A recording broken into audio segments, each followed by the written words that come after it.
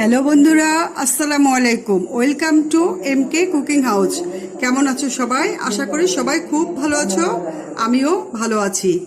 আজ আমি তোমাদের সাথে শেয়ার করব খুবই মজার, বাচ্চাদের তো অবশ্যই প্রিয়, বড়দেরও প্রিয়, এই গরমে এক টুকরো আইস ম্যাঙ্গো সবারই মন প্রাণ জুড়িয়ে দেয়। এই আইস ম্যাঙ্গোর একটা রেসিপি আজ আমি তোমাদের সাথে শেয়ার করব। এটা খেতে ভীষণ মজার। তো চলো দেখে নিই আমরা এটা তৈরি করতে কি কি লাগছে।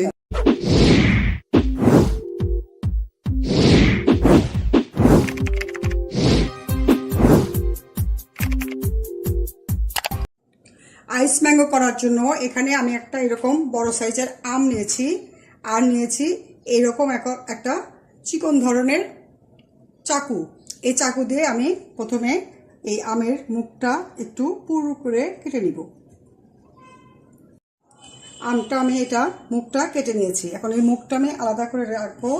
আর এটার ভিতর যে বিচিটা আছে, এই বিচিটা আমি এই চিকন চাকুর মুখ দিয়ে আস্তে আস্তে এটা আলাদা করে খুব সাবধানে এই বিচিটা বের করে নিব মাঝখান থেকে।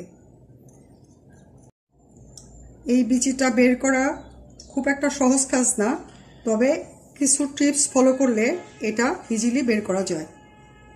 এটা আমি এই চিকন মুখ যেহেতু এই চাকুটার, এটা দিয়ে আমি আস্তে আস্তে আম আর বিচিটা সুন্দরভাবে আলাদা করে নিচ্ছি। পরে এটা আমি টান দিয়ে বের করে নিব। চাকুর মাথা দিয়ে আমি এটা মোটামুটি ছাড়িয়ে নিয়েছি। এখন আমি ইউজ করব এরকম একটা ফর্সেপ দিয়ে আমি এই বিচিটা আস্তে আস্তে একটু ঝাঁকাবো। আর এই পিছন দিক থেকে এখানে আমি একটু প্রেস করব, তাহলে এই বিচিটা খুব ইজিলি বের হয়ে আসবে। বিচিটা ফর্সেপ দিয়ে আমি অনেকটাই আলগা করে নিয়েছি। এখন এরকম একটা চিমটা চামচ দিয়ে আমি এটা আস্তে আস্তে টান দিলে এটা বের হয়ে আসবে। এটা নিচ থেকে আমি ট্যাপ করতেছি আর এটা উপর দিয়ে টেনে বের করতেছি। এই যে সুন্দর ইজিভাবে বিচিটা বের হয়ে গেছে। এখন এটার ভিতরে যে ফাঁকা জায়গাটা হয়েছে, এটার মধ্যে আমি একটা লেয়ার দিব। তার জন্য এখন আমি লেয়ার তৈরি করে নেব। আইস ম্যাঙ্গোর ভিতরে যে মিশ্রণটা দিতে হবে, সেই মিশ্রণটা তৈরি করার জন্য এখানে আমি চুলার উপরে দিয়েছি 1 কাপ ঘন দুধ। দুধটা আমি জাল দিয়ে ঘন করে নিয়েছি। এখন এটার মধ্যে আমি দিব 2 টেবিল চামচ চিনি। 2 টেবিল চামচ চিনি দিয়েছি। এখন এটা আমি জাল দিয়ে চিনিটা গলিয়ে নিব।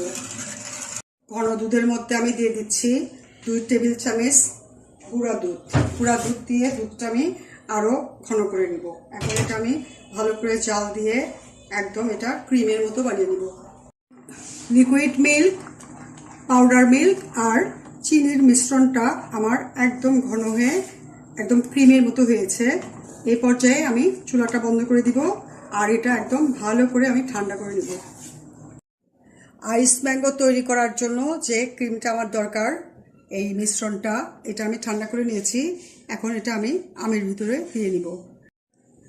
আমের উপরের থেকে এটা আমি মুখটা রেখে দিচ্ছি আর এই ভিতরে ফাঁকা অংশটার মধ্যে আমি এই ক্রিমটা দিয়ে আমটা পুরাটা ভরে নিব।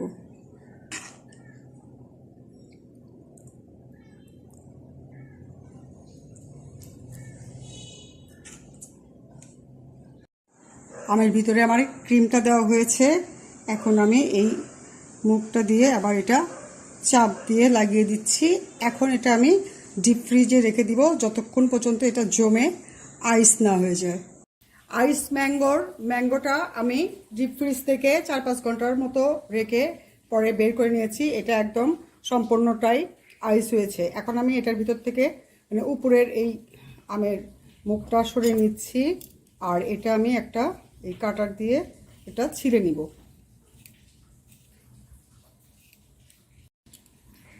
আইস ম্যাঙ্গোটা পুরাটাই আইস, যেহেতু এটা ভীষণ ঠান্ডা, সাবধানে এটা ছিলতে হবে।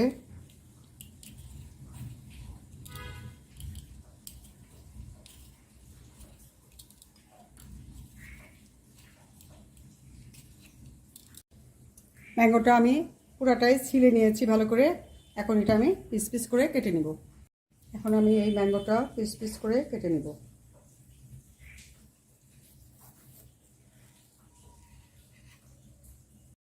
এই যে বন্ধুরা দেখো, আমি আইস ম্যাঙ্গোটা পিস পিস করে কেটে নিয়েছি। দেখতে কত সুন্দর দেখাচ্ছে, এটা খেতেও অসম্ভব মজার। তোমরা এটা অবশ্যই বাসায় ট্রাই করো। আর ভালো লাগলে প্লিজ আমাকে লাইক দিও, বন্ধুদের সাথে বেশি বেশি শেয়ার করো, কমেন্ট করো। আর যদি চ্যানেলে নতুন হও প্লিজ সাবস্ক্রাইব করো। আর যদি অলরেডি সাবস্ক্রাইব করে থাকো তাহলে অনেক অনেক ধন্যবাদ। সবাই ভালো থেকো, থ্যাংক ইউ।